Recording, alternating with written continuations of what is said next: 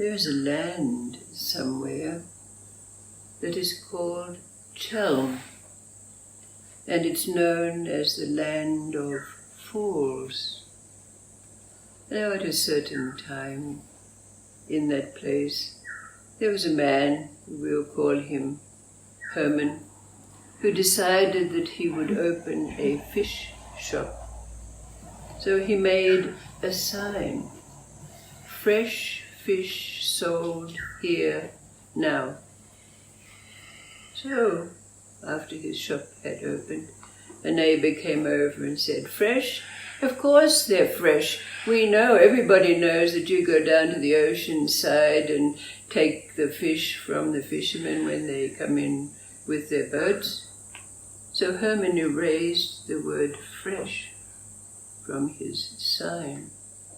And then another neighbor came along and said, "Now, when can people not buy fish or anything else, do anything else but now?" So Herman erased now from his sign. And then someone else came along and said, "Sold? Of course you're going to sell them, they're not your pets." And then, of course, he was left with fish. And then someone came along and said, "Fish? Of course it's fish. It's not chicken or goats because you can smell it from 2 blocks away." So he erased fish. So there was Herman sitting in his shop with no sign and no customers, thinking to himself, "But it all makes such sense." Now there's a story that has many versions. But this version is about King Solomon. Now King Solomon, it's known that he knew the language of the birds and the animals. He could command the wind, and he had a ring on his finger that was engraved with the sacred letters that spelt the name of God, which gave him great powers that he would never tell to anyone. But one day, King Solomon's closest friend, advisor, and servant, Benares, came in and saw King Solomon with his head in his hands, looking desolate. And so Benares asked him, "What is it that troubles you, sire?" And at that moment King Solomon took off the sacred ring from his finger and said, "I am not worthy of this ring." And then he said to his trusted servant, "Sometimes when I make a mistake, I become desolate, and blame myself, and become sad. And there are other times when I have great success, and I praise myself and look for praise from others. I need something that will bring me back to awareness. Words of wisdom." Benares said, "Sire, I can do that for you. I can remind you." King Solomon said, "No, you cannot be with me every moment of every day. I need some words." And so Benares said, "Sire, I will go out and I will seek from those who might know what it is that will bring the answer to you." So Benares left, and he travelled far and wide, seeking from whoever he met stating that King Solomon was looking for some words of wisdom. And of course, after some time, he had reams of writings about what people had told him could do so.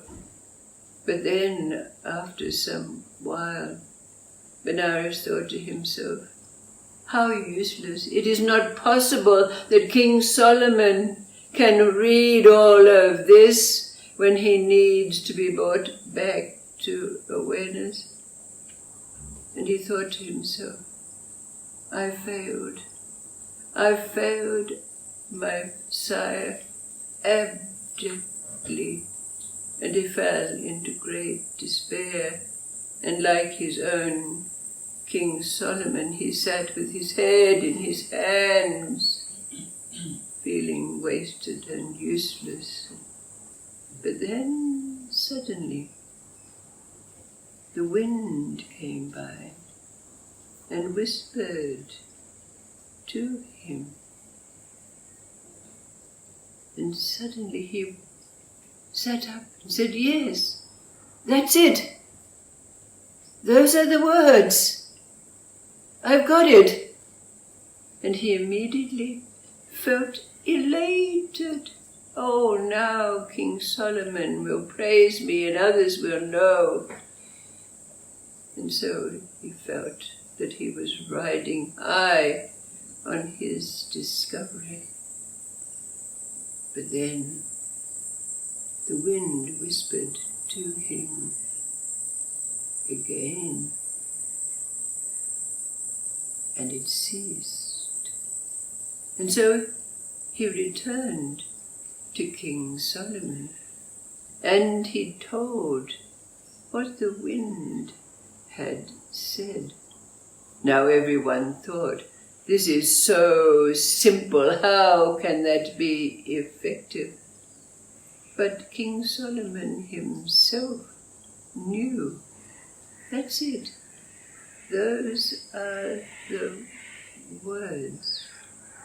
And he immediately had another ring made and had engraved on it, not gold with the sacred gems that were in that which held the name of God, but a simple ring made of copper that even stained his fingers, that contained the words which never let him forget and again fall into despair or elation because of his acts. So there's no doubt we've heard versions of this story before, and perhaps we can remember the words that were engraved in each and every story.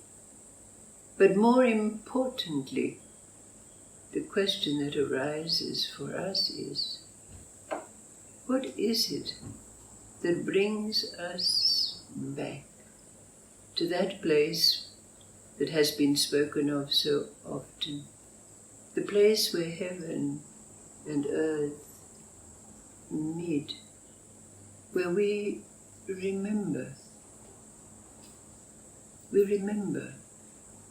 suddenly we're here, and there's nowhere else.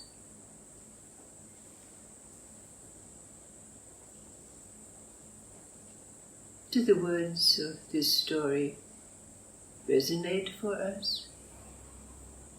Perhaps you remember them. The words are, this too shall pass. But are they relevant for us now, those words? this too shall pass? If not, what are the words? What is it for us that brings us back to the place where heaven and earth meet?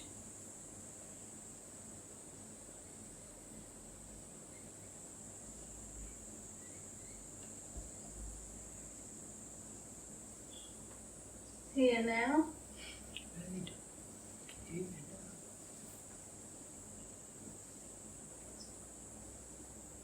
And where do the words, this too shall pass, place us?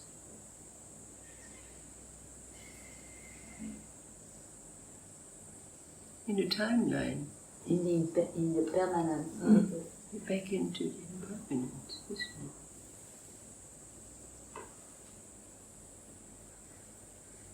So they don't cut the mustard anymore, do they? These words, this too shall pass. Does it work? Have you tried it? When we're in despair or in elation?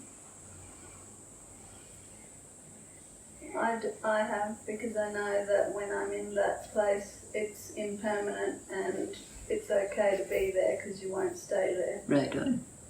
Absolutely. That's it. So what is it that snaps us back? Thy will be done. Yes.